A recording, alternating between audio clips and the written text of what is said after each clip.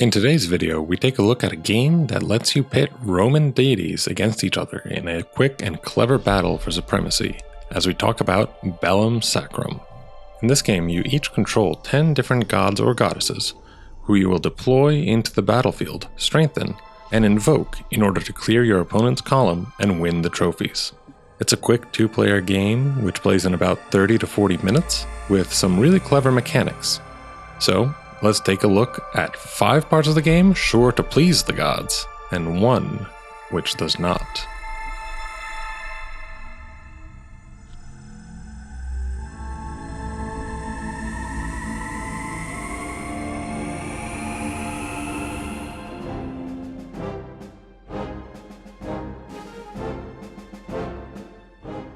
Your column in Bellum Sacrum is always changing.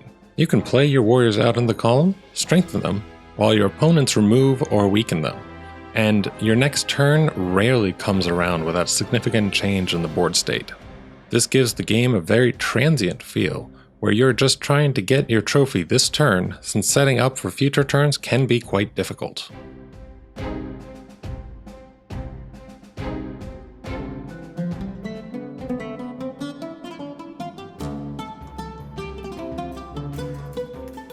Bellum Sacrum gives you 4 actions that you can do each turn. Each of these actions is quite powerful, such as drawing 3 cards, invoking any of the gods, or deploying a powerful warrior. Each turn it feels like you have the possibility of going from a weaker position to winning a trophy, as long as you use your actions wisely and in the right order.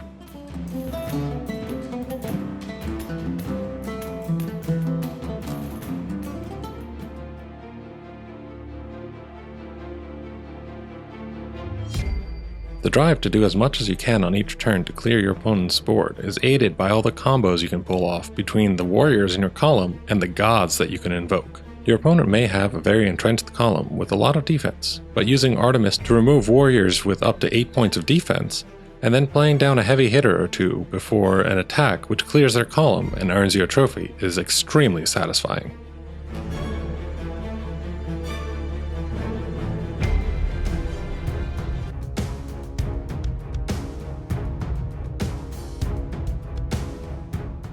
The trophies also come with a great catch-up mechanic.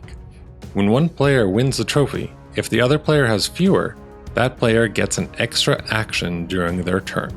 This one additional action can mean the difference between playing defensively and clearing your opponent's line, since they just spent much of their power to clear yours. It is one of the few head-to-head combat games which gives a benefit to the losing player rather than creating a snowball effect for the winner, which I really appreciate.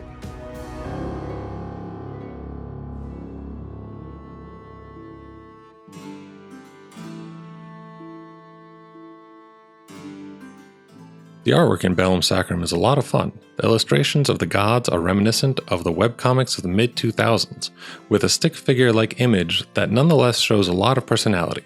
The cards also have a brightly colored background, which fits the design very well. For those of you who have trouble seeing or differentiating color, the Roman numerals on the cards also denote the types of cards and the powers they have for easy legibility.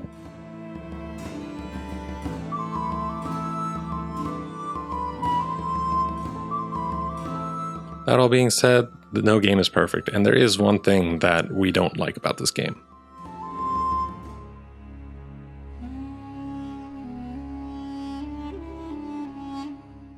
Card games always have an element of randomness, as the game is really luck of the draw, literally. Bellum Sacrum is no different. The decks are not very big, each having 42 cards and only 10 types of cards. And when you draw, you get 3 cards. These things mitigate the randomness to a degree. Unfortunately, the game can still be very swingy. If you don't get the cards you need, your opponent can still run away with the game, despite the additional actions that you'd get when they got a trophy.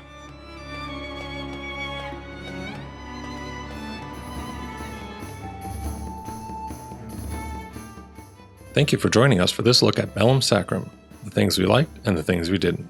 The game is coming to Kickstarter soon, so check out their Facebook page to keep up to date if you liked it. As always, big shout out to our Patreon patrons, Casey, Carissa, Hunter, and Sam. We really appreciate your support, and it helps make videos like these possible. If you liked the video, let us know by pressing the like button, or leaving a comment about what you're looking forward to about Bellum Sacrum. If you want to see more of our videos, be sure to subscribe and click the bell to be notified whenever we upload new ones.